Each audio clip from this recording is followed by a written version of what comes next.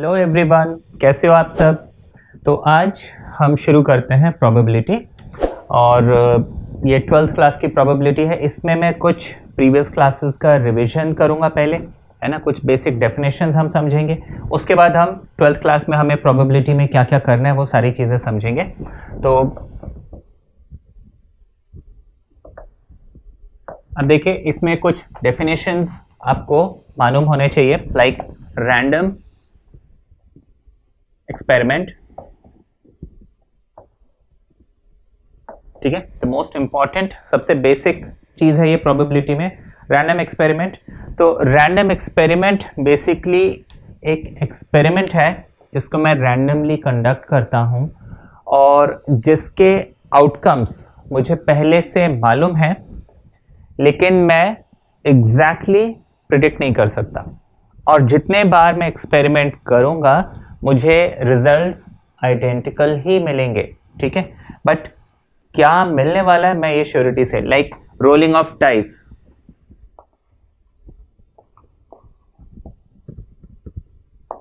ठीक। Rolling of dice, मुझे देखिए जितने बार मैं डाइस रोल करूंगा मुझे मालूम है 1 2 3 4 5 एंड 6। इसके अलावा कोई सातवां नंबर हमें नहीं मिलने वाला जितने बार भी रोल करूं, ठीक है।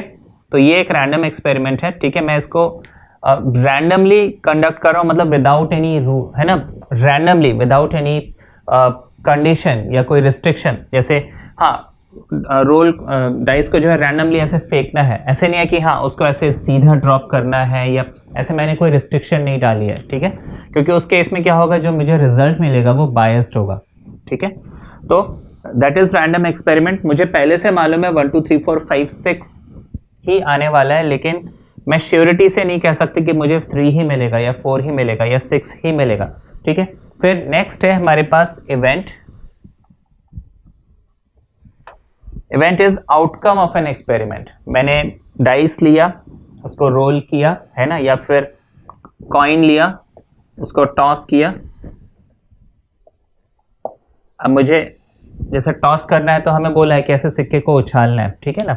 ऐसे उसको सीधा ड्रॉप करने के लिए हमें कुछ नहीं बोला, क्योंकि उस केस में क्या होगा, या तो हेड आएगा, जैसे मैं ऐसे ड्रॉप करूंगा तो चांसेस ज़्यादा हो जाएंगे हेड के, अगर मैंने हेड ऊपर रखा है, ठीक है। तो उसको टॉस करना है, माना उछालना है, दैट इज रैंडम एक्सपेरिमेंट। अब उसमें मुझे क्या आउटकम मिलता है, दैट इज इवेंट, ठीक है, आउटकम ऑफ एन एक्सपेरिमेंट। अब ये जो इवेंट है हमारे पास, एक होता है एलिमेंट्री, सिंपल इवेंट भी बोलते हैं। Then next is composite event, ठीक है, इसको कंपाउंड इवेंट भी बोलते हैं, ठीक है। एलिमेंट्री इवेंट जिसको हम फर्दर स्प्लिट नहीं कर सकते। देखिए ये साइंस में आपने एलिमेंट्स एंड कंपाउंड्स पढ़ा होगा, तो एलिमेंट और कंपाउंड से ही एलिमेंट्री और कॉम्पोजिट या कंपाउंड बना है। तो एलिमेंट्री इवेंट जिसको फर्दर, मैंने डाइस को रोल किया, मुझे 4 मिल गया। अब इस इवेंट को मैं फर्दर स्प्लिट नहीं कर सकता, ठीक है ना। मैंने कॉइन को टॉस किया, मुझे हेड्स मिल गया। अब इस इवेंट को मैं फर्दर सॉरी स्प्लिट नहीं कर सकता, ठीक है। हेड मतलब हेड, 4 मतलब 4, है ना, 6 मिलता है तो 6, ठीक। सो ये क्या हो गए, एलिमेंट्री या सिंपल इवेंट। अब मान लीजिए मैं पेयर ऑफ कॉइन या फिर पेयर ऑफ डाइस रोल करता हूं, ठीक है ना। अब मैंने पेयर ऑफ डाइस रोल किया, पेयर ऑफ डाइस मैंने रोल किया और मुझे सपोज इवेंट मिलता है 6 एंड 4, ठीक है ना, 6 एंड 4। अभी देखिए ये सिंगल इवेंट है, या फिर मान लीजिए मैं पेयर ऑफ डाइस के बजाय एक डाइस और एक कॉइन, एक डाइस को रोल करता हूं और उसके साथ साथ एक कॉइन को भी टॉस करता हूं। तो मुझे इवेंट क्या मिलता है, मुझे कॉइन में तो हेड्स मिल जाता है, डाइस में मुझे 6 मिल जाता है, ठीक है। अभी एक सिंगल इवेंट है, ठीक है ना, ये सिंगल इवेंट है क्योंकि कॉइन में मुझे हेड मिला और डाइस में मुझे 6 मिला। ये कॉम्बिनेशन है लेकिन एक सिंगल इवेंट कहलाएगा। लेकिन इस सिंगल इवेंट में मेरे पास 2 अलग अलग इवेंट्स का कॉम्बिनेशन है, कॉइन का हेड और डाइस का 6।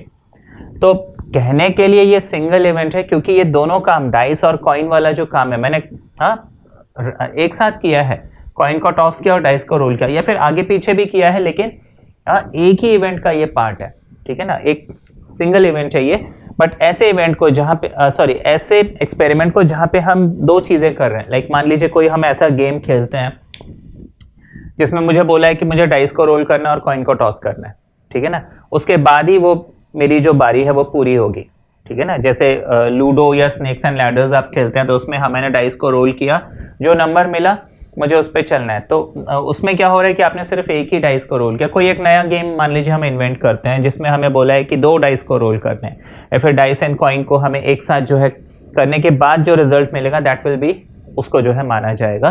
तो ऐसे सिचुएशन में जो ये हेड और 6 मुझे मिल रहा है, this is a single event, ठीक है। लेकिन ऐसे इवेंट को हम बोलेंगे कॉम्पोजिट या कंपाउंड इवेंट, और इसमें हेड जो है, क्योंकि इस आउटकम को, इस इवेंट को मैं फर्दर स्प्लिट कर सकता हूँ हेड में और 6 में, है ना, या फिर 2 डाइस रोल करता हूँ तो इसको मैं फर्दर स्प्लिट कर सकता हूँ, फर्स्ट डाई में 6, सेकेंड डाई में 4, ठीक है ना। तो ये हो गया elementary event and compound event, ठीक है। नेक्स्ट चीज हम इसमें समझेंगे and that is sample space, ठीक है। सैंपल स्पेस, ये सारी डेफिनेशंस मेरे दिमाग में होनी चाहिए, क्योंकि ये डेफिनेशंस मेरे दिमाग में होंगी तभी मैं आगे फिर क्वेश्चन जो है ठीक से कर पाऊंगा। तो सैंपल स्पेस,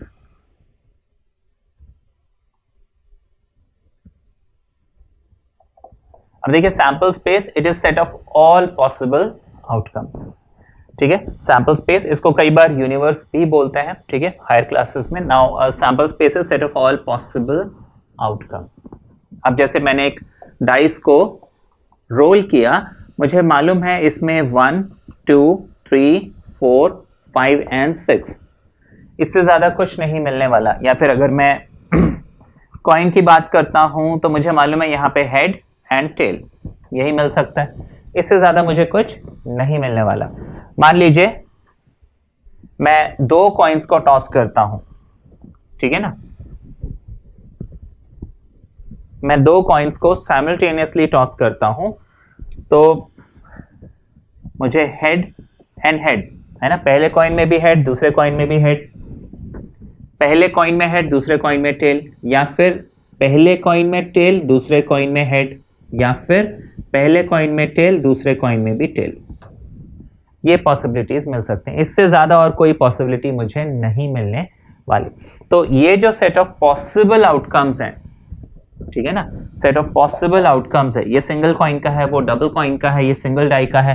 सिमिलरली हम 2 डाइस के, है ना, 3 डाइस के भी पॉसिबल आउटकम्स निकाल सकते हैं। तो जो मैक्सिमम पॉसिबल आउटकम्स होता है किसी भी रैंडम एक्सपेरिमेंट का, उसको हम बोलते हैं सैंपल स्पेस, ठीक है, sample space of that particular random experiment, ठीक है ना। फिर कुछ और डेफिनेशंस है, जैसे श्योर इवेंट, इम्पॉसिबल इवेंट। अब देखिए नाम से ही आपको पता चल रहा है, तो मैं जस्ट डेफिनेशन बता दूं। इनके डेफिनेशंस हमारे दिमाग में, माना बेसिकली ये जो डेफिनेशंस है मुझे समझ होनी चाहिए किसका मतलब क्या है। मुझे ये डेफिनेशंस रटने तो नहीं है ना, क्योंकि थ्योरेटिकल क्वेश्चन नहीं पूछते हैं, बट हाँ ये मुझे मालूम होना चाहिए। हाँ, अगर आप एंट्रेंस एग्जाम की बात करें तो देखिए वहां पे वो ये डेफिनेशन पे बेस्ड कुछ तोड़ मोड़ के क्वेश्चंस कर लेते हैं, तो इसलिए ज्यादा अच्छा है कि मैं सारे डेफिनेशन को बहुत अच्छे से समझ लूं। तो हम श्योर इवेंट की बात कर रहे थे। श्योर इवेंट ऐसा इवेंट जो होगा ही होगा, ठीक है ना, श्योर इवेंट ऐसा इवेंट है जो होगा ही होगा। अब जैसे getting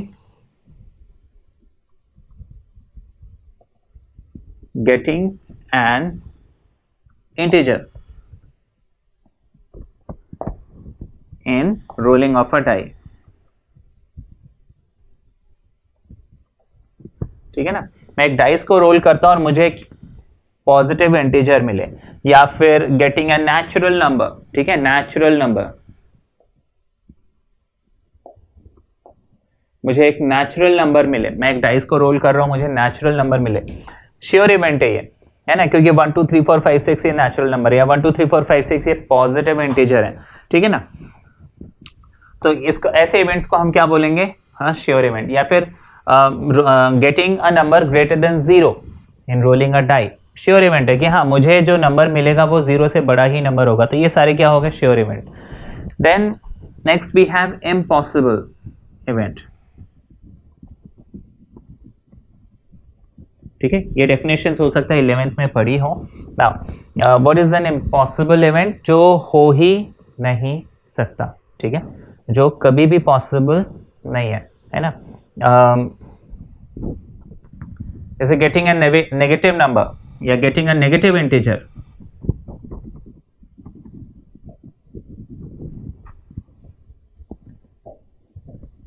getting a number less than 0 in rolling a die. मैं एक डाइस को रोल कर रहा हूं, what are the chances that I will get a number less than 0, है ना। अब देखिए क्वेश्चन वैलिड है, क्वेश्चन इनवैलिड नहीं बोलेंगे।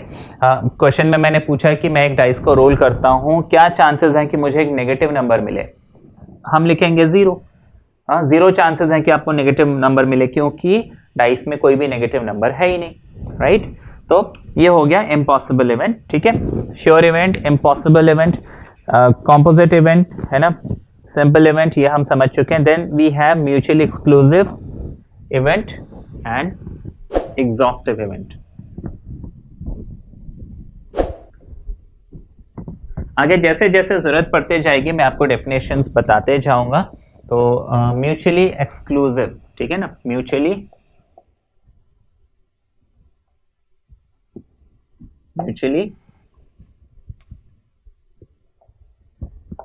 एक्सक्लूसिव इवेंट, ठीक है। अब देखिए इसकी फॉर्मल डेफिनेशन है कि मान लीजिए एक इवेंट ए है और दूसरा इवेंट बी है, दोनों का इंटरसेक्शन 0 होना चाहिए या फिर 5 होना चाहिए, नल सेट होना चाहिए। ऐसे सिचुएशन में हम बोलते हैं म्यूचुअली एक्सक्लूसिव इवेंट, ठीक है। म्यूचुअली एक्सक्लूसिव इवेंट का मतलब दो ऐसे इवेंट जिसमें कॉमन कुछ भी नहीं है, या फिर हम ऐसे समझ सकते हैं दो ऐसे इवेंट जिनका 36 का आंकड़ा है, उसमें कुछ भी कॉमन नहीं है। जैसे head and tail are mutually exclusive, क्योंकि हेड आएगा तो वो टेल को आने नहीं देगा, टेल आएगा तो वो हेड को आने नहीं देगा। इसी तरह से हम डाइस में अगर 1 2 3 4 5 6 की बात करें तो देखिए ये जो 1 है ये 2 3 4 5 6 में से किसी भी नंबर को आने नहीं देगा। 1 अगर आ गया तो बाकी सारे नंबर नीचे रह जाएंगे, है ना। तो 1 एंड ये सारे नंबर म्यूचुअली एक्सक्लूसिव है। सिमिलरली 2 एंड 1 3 4 5 6 ये सारे नंबर्स, ठीक है। तो म्यूचुअली एक्सक्लूसिव मतलब दो ऐसे इवेंट जो कभी भी साथ में नहीं हो सकते, है ना।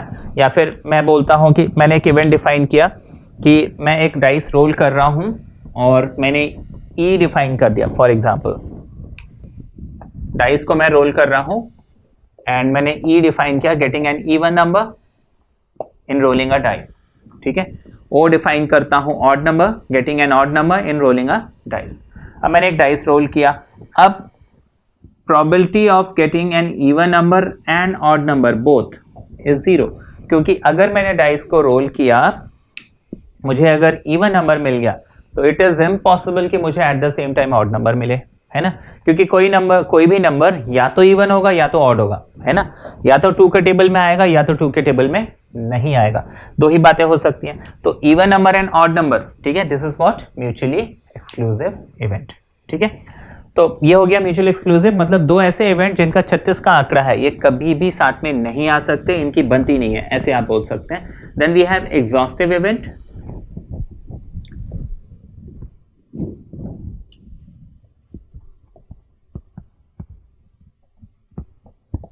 एग्जॉस्टिव इवेंट ऐसे इवेंट्स हैं जो दो इवेंट या दो से ज्यादा इवेंट हो सकते हैं जिसको हम मिला दें तो मुझे पूरा का पूरा सैंपल स्पेस मिल जाए। मतलब मान लीजिए एक इवेंट ए है एक इवेंट बी है, दोनों को मैंने मिला दिया तो मुझे पूरा का पूरा सैंपल स्पेस मिल गया। यानी कि मैं अगर उन इवेंट्स की प्रोबेबिलिटी निकालूं, अगर दो इवेंट एग्जॉस्टिव है तो ध्यान रखिएगा उनकी प्रोबेबिलिटी आपको हमेशा 1 मिलेगी, ठीक है।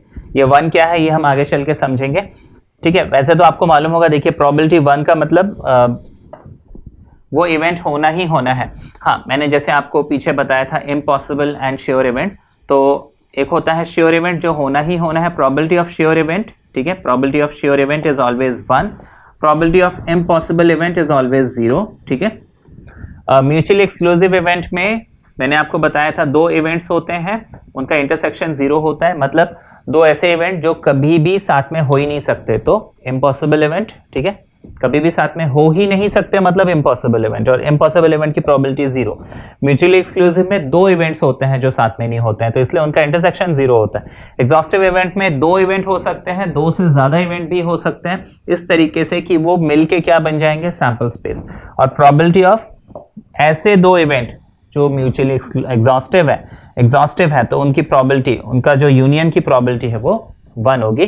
ठीक है, देन ये हमने समझा एग्जॉस्टिव इवेंट। फिर यहां पे एक और चीज, प्रोबेबिलिटी ऑफ सैंपल स्पेस।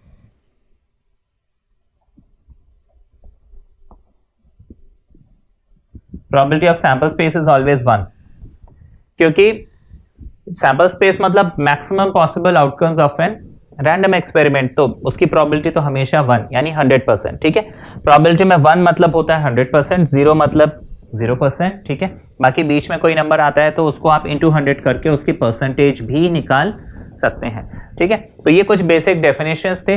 अच्छा, अब मैं आपको बताता हूँ प्रोबेबिलिटी, जो बेसिक डेफिनेशन हमने छोटी क्लासेस में पढ़ी होंगी, उसमें हम बस उसी डेफिनेशन में हम 12th में क्या करेंगे, कुछ और एडिशन कर लेंगे। तो बेसिक डेफिनेशन यही थी कि प्रोबेबिलिटी हमें किसी भी इवेंट ई की निकालनी है। ठीक है, किसी भी इवेंट की मुझे प्रोबेबिलिटी निकालनी है, तो हम लिखते हैं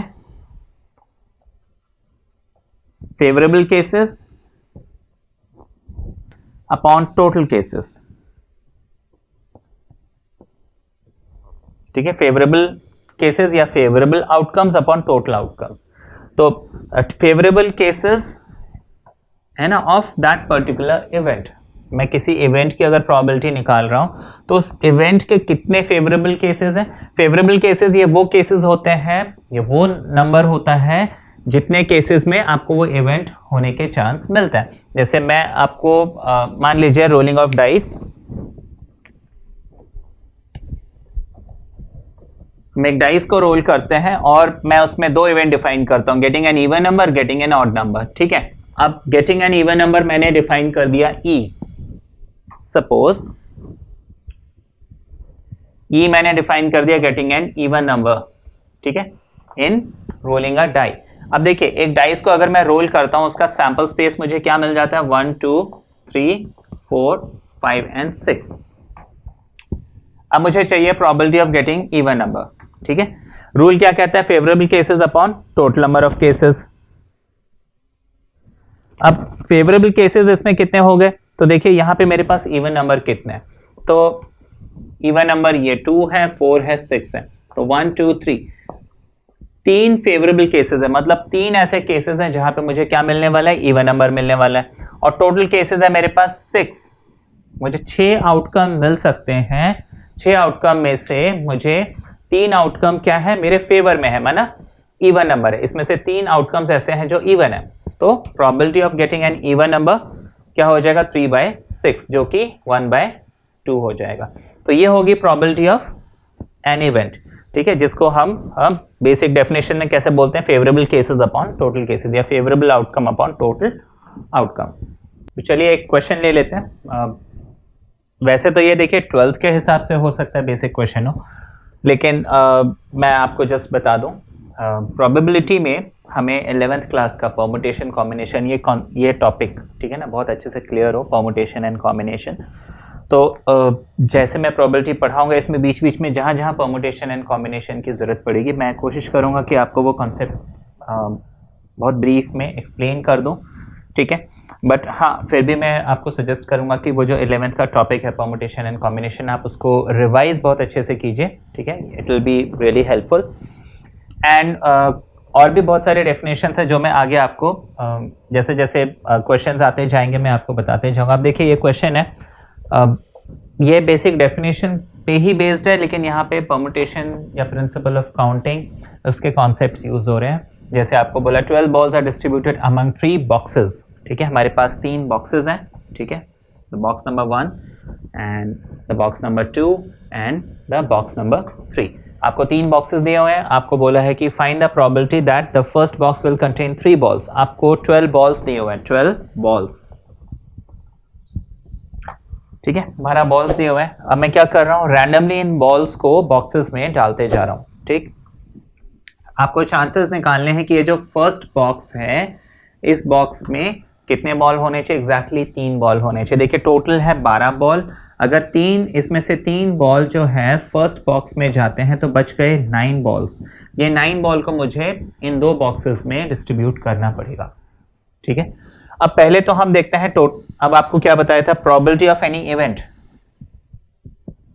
is favourable cases upon total cases, ठीक है ना, यही हमने समझा था। अब किसका फेवरेबल केसेस, इवेंट ई के फेवरेबल केसेस। अब इवेंट ई के फेवरेबल केसेस और नीचे क्या है, टोटल नंबर ऑफ आउटकम्स या टोटल नंबर ऑफ केसेस। तो पहले मैं यहाँ पे टोटल नंबर ऑफ आउटकम्स निकालता हूँ, ठीक है, कि वो कितना होगा, टोटल पॉसिबल आउटकम्स कितने हो सकते हैं यहाँ पे। अब देखिए टोटल, अभी ये 3 और 9 को हम थोड़ी देर के लिए छोड़ देते हैं और मैं ये देखता हूँ कि ये जो 12 बॉल है इसको मैं 3 बॉक्सेस में कितने तरीके से डिस्ट्रीब्यूट कर सकता हूँ। अब देखिए यहाँ पे मेरे पास 12 बॉल्स है, मतलब ball 1, ball 2, ball 3, ball 4, ball 5 up till ball 12, ठीक। अब देखिए जो फर्स्ट बॉल है मेरे पास चॉइस है, मैं इसको फर्स्ट बॉक्स में डालूं, सेकंड बॉक्स में डालूं, थर्ड बॉक्स में डालूं।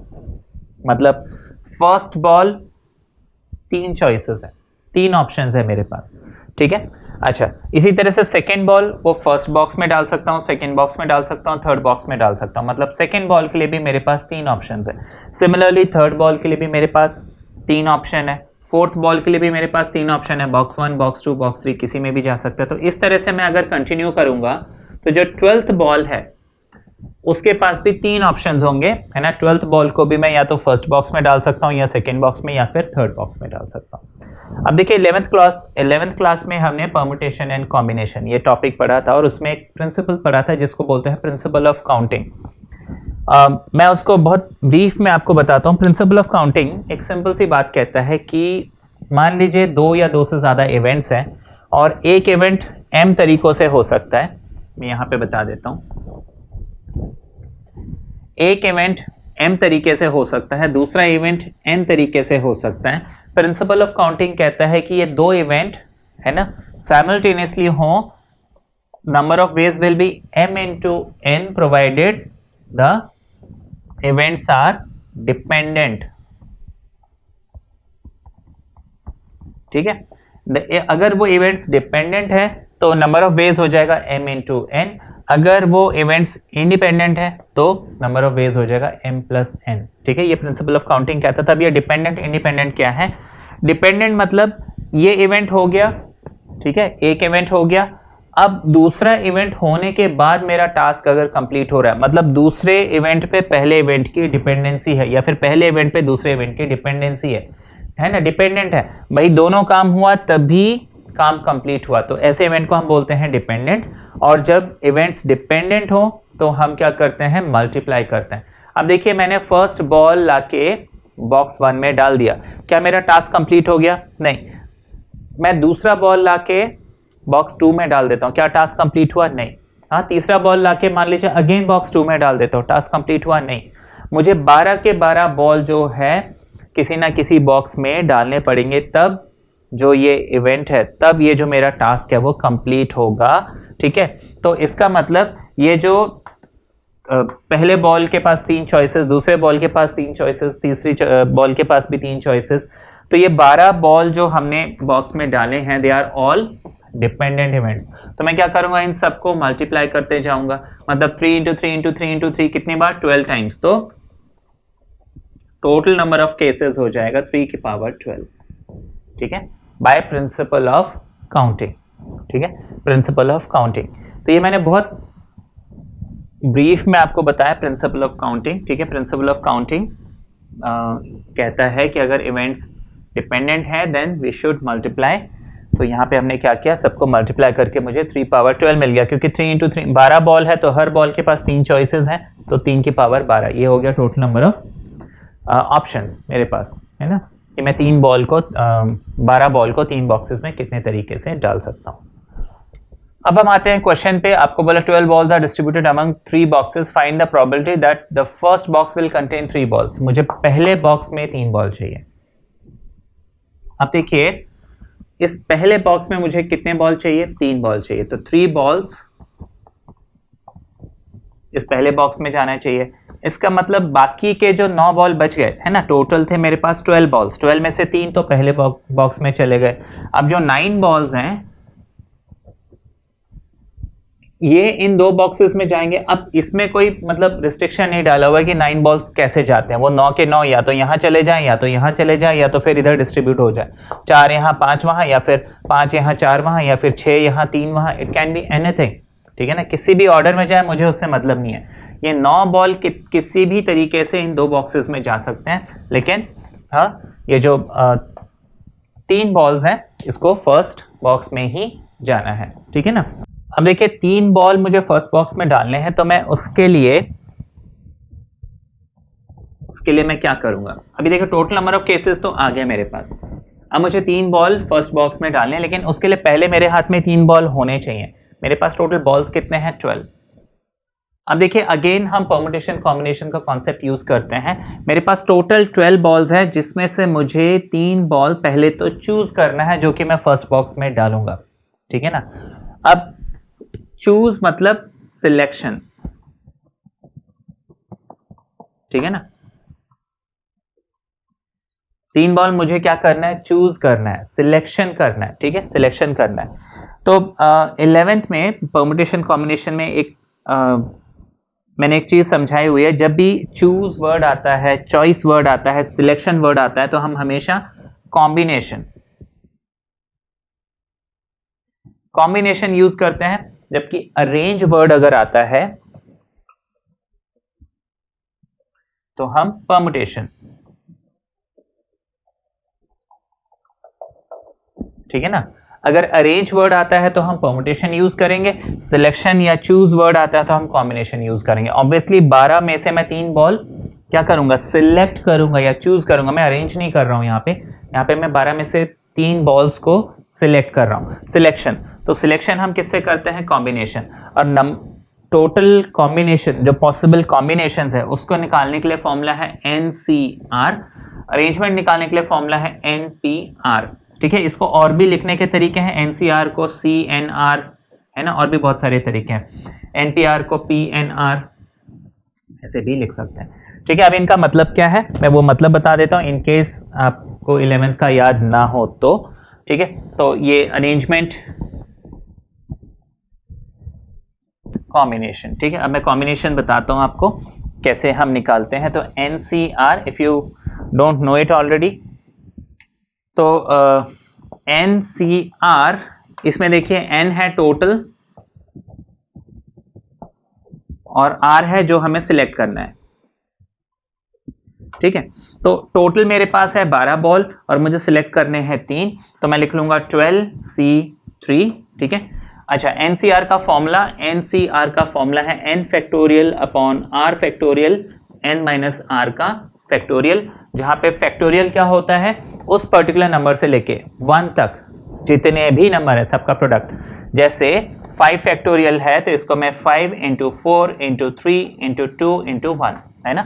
जो भी नंबर का फैक्टोरियल है वहां से लेके 1 तक जितने भी नंबर्स हैं उनका मल्टीप्लाई। और यहाँ पे एक चीज याद रखने की है, 11th में बताया है 0 फैक्टोरियल हमेशा 1 होता है, ये हमने डिफाइन किया हुआ है, ठीक है। बेसिक चीजें बता रहा हूं मैं, पूरा परम्यूटेशन कॉम्बिनेशन नहीं पढ़ा रहा हूं। तो मैं 12C3 को लिख लूंगा, देखिए n की जगह 12 है तो 12 का फैक्टोरियल, r की जगह 3 है तो 3 का फैक्टोरियल, n माइनस r यानी कि 12 माइनस 3 फैक्टोरियल, ठीक। नाउ अब इसको हम सॉल्व करते हैं और देखते हैं ये मुझे क्या मिलता है, ठीक है। अच्छा, ये सिंप्लीफाई अगर करते हैं तो ये हो जाएगा 12 factorial upon 3 factorial and 12 minus 3 that is 9 factorial, है ना। ये कॉम्प्लिकेटेड सा हो जाएगा, तो एक काम करते हैं इसको हम फिलहाल ऐसे ही रहने देते हैं, ठीक है। 12C3 ही रहने देते हैं, leave it like that.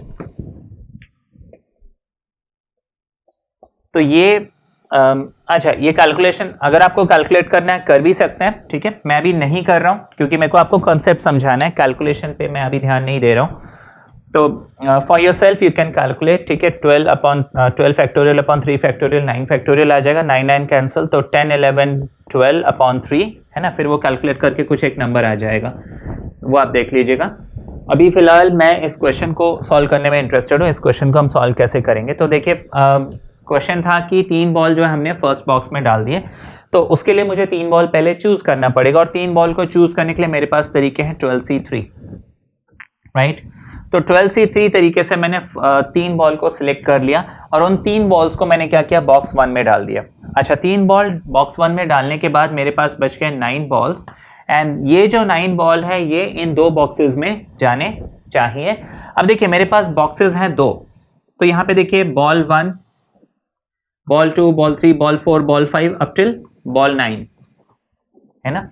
9 balls है मेरे पास। अब देखिए फर्स्ट बॉल के पास 2 चॉइसेस है, वो बॉक्स 2 में जाए, बॉक्स 3 में जाए।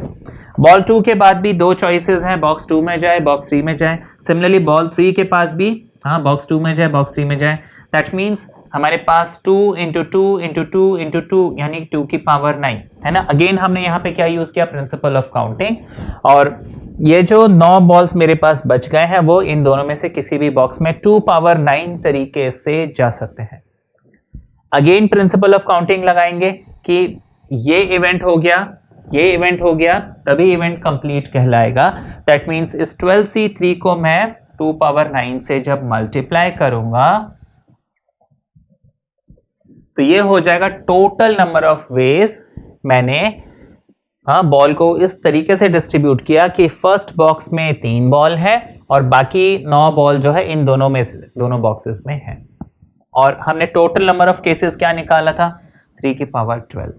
तो favourable outcome upon total outcome, ये हो जाएगी हमारी प्रोबेबिलिटी। इसको अगर आप सॉल्व करना चाहें आप सॉल्व करके उस वैल्यू को लिख सकते हैं, बट बहुत कॉम्प्लिकेटेड हो जाएगा। देखिए अब यहाँ पे ये कैंसिल करना भी मुश्किल है, नीचे 3 है ऊपर 2 है, तो we'll leave it like that, है ना। इसको हम सॉल्व नहीं भी करें चलेगा, ठीक है। So this is the answer, इसलिए मैंने उसको सॉल्व नहीं किया। अदरवाइज देखिए ये 12C3 सॉल्व करना बहुत डिफिकल्ट नहीं है, आप लोग कर सकते हैं। So this is the method, और ये है प्रोबेबिलिटी का बेसिक सा क्वेश्चन, जहाँ पे हमने है ना 12th में आपको परमुटेशन कॉम्बिनेशन का काफ़ी यूज़ करना होगा, स्पेशली कॉम्बिनेशन का, ठीक है। मोर ऑफ कॉम्बिनेशन, परमुटेशन कहीं कहीं बहुत से क्वेश्चन ऐसे हैं जहाँ परमुटेशन यूज़ हो रहा है, तो उस टॉपिक पे थोड़ी सी आपकी कमांड हो तो आपको ये प्रोबेबिलिटी में बहुत हेल्प मिल जाएगी। So this was the question and ये इसका सोल्यूशन था।